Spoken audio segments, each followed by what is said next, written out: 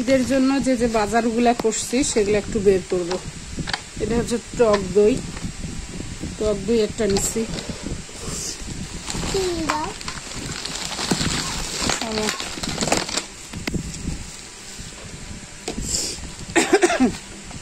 Falooda mixed নিলাম একটা, জয়ফল জয়ত্রীর packet নিচ্ছি, সোনো নিচ্ছি, সস, টিস্যু পেপার, আর একটা মেহেদির সাথে একটা মেহেদি ফ্রি দিছি ওখানে।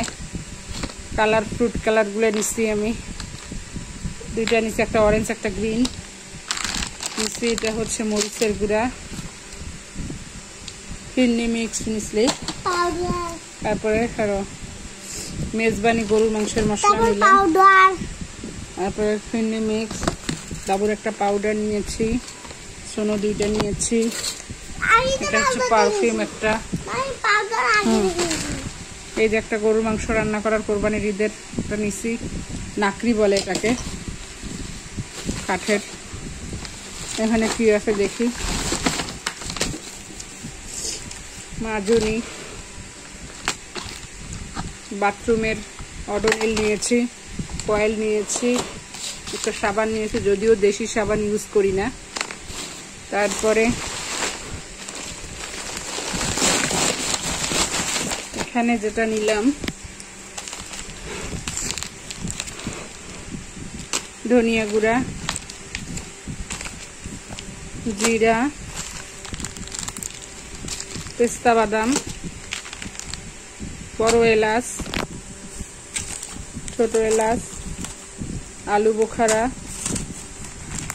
লবঙ্গ, কিশমিশ, জয়ফল জয়ত্রীর প্যাকেট যে বললাম, জয়ত্রীর প্যাকেট, গোলমরিচ, আটা একটা, ময়দা একটা, হলুদের গুঁড়া একটা বড় দেখে, পোলার চাল, নুডলস।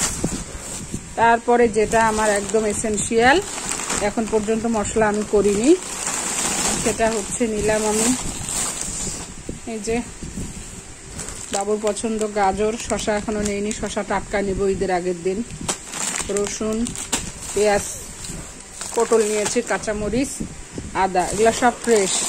সুপার শপ থেকে নেওয়ার একটা বৈশিষ্ট্য হচ্ছে ফ্রেশ জিনিসগুলা পাওয়া যায়। কিছু দারচিনি। এই হচ্ছে আপাতত আমার ঈদের কেনাকাটা।